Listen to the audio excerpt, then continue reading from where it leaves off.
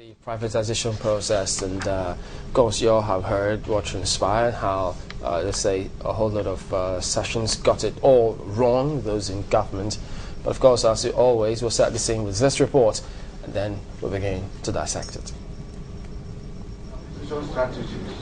The Senate panel investigating the sales of federal government companies at its resumed hearing turned its searchlight on the insurance sector.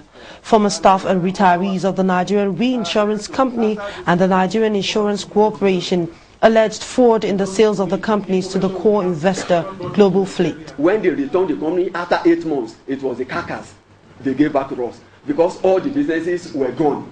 Global Fleet used the CFOs of 46 Marina and the reinsurance house here in Abuja to obtain a loan from Union Bank.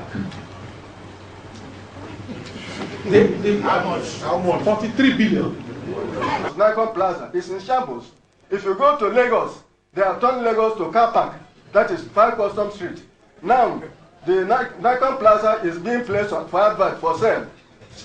Jimmy Ibrahim has sold most of the companies that were handed over to him. Another company, Assurance Acquisition Limited, represented by its lawyer Dixon Osula, accused Global Fleet of forging company records pre-qualifying the company for the bid and described Mr. Jimo Ibrahim, the chairman of Global Fleet, who used to be his client business partner, as an imposter. Midway after during the bid, a gentleman, Mr. Jimo Ibrahim, came and dropping names. He was representing the first citizen of Nigeria, and he said that he should be with them.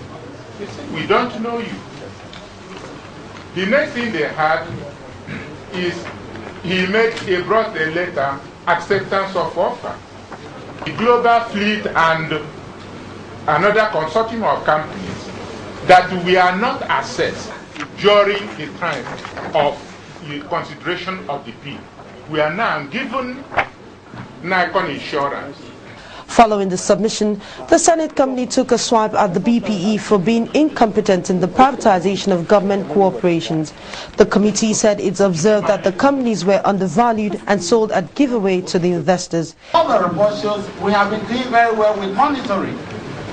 But the reports we are getting are variance to some other what's on ground, and we're getting worried. The Senate panel directed the Federal Capital Territory Authority to stop the operation of a printing press at the basement of the Nikon luxury hotels for breach of contract of agreement.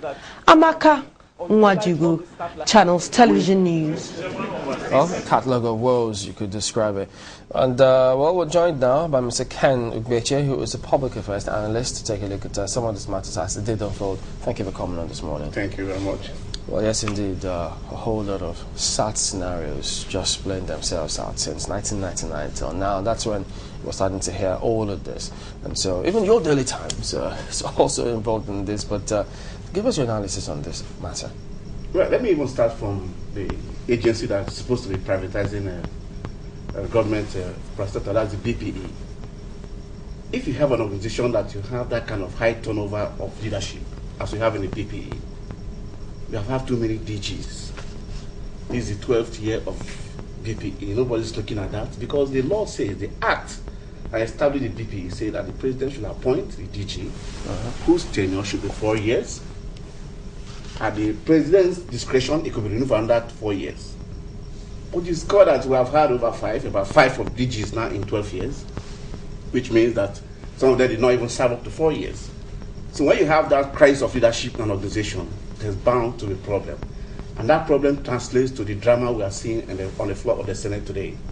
But then, having said that, I want to also say that there's something wrong and very cynical in the manner that we have been going about privatization. We've had people trading words here that somebody came to represent Mr. President, and all through the proceedings, one name kept recurring.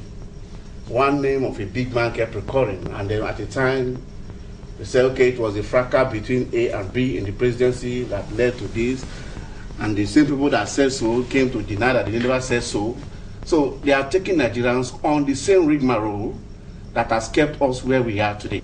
I was saying that what is happening in BP, the leadership crisis, where you have high turnover of DGs in 12 years, 12 years, if they are doing 4 years each, we should be talking about just 3 DGs. But now we are talking about 5 DGs already. That tells you there's a problem there. And that problem stems from the perception of the person making the appointment. The law says the Mr. President should make the appointment. So Mr. President makes an appointment based on certain considerations that are only known to him, because if the consideration is for national interest, you should allow somebody to stay the 4 years. Or even when you are firing me, if you have appointed me and you are firing me, there must be cogent reason for your firing me. And the others coming in should also learn from my own pitfalls. But we have seen that, you know, if one president comes in, he juggles the table, another one comes in at his BS, he juggles the table. One of the firms that were affected is Daily Times. Yeah. I mean, you were post-privatization editor. Yep. What was your experience at the time? Well, the story of Daily Times is, I feel pained when I talk about Daily Times, because that's where I caught my journalism teeth. Years back, even in school start, I was a proofreader in Daily Times. I started there, and I was on the employee of Daily Times, and I went to school. I combined with my education in England. So actually, my journalism education and training was in the Daily Times. So when after the privatization, and then they tried to publish, and they published for a while. It went on recess for reasons I wouldn't enumerate here. But then at the time I was called to be editor of the newspaper. That's post-privatization Daily Times now. And we did take off. We published for a while. But I noticed that there was something wrong. That the Daily Times at that time was hamstrung by so many factors. First, at that time I was editor. And many years after it was sold, Daily Times was still owing the BPE. It has not completely paid the money that BPE said it should pay. That's 1.25 billion naira. So there you have BPE bearing down your neck, and then you also have to cope with the operational costs, because the essence of privatization is actually to make an organization more liquid, more profitable, so that I can create more jobs. So, but in the case of Daily Times, it has not happened, and it is the case of many other companies.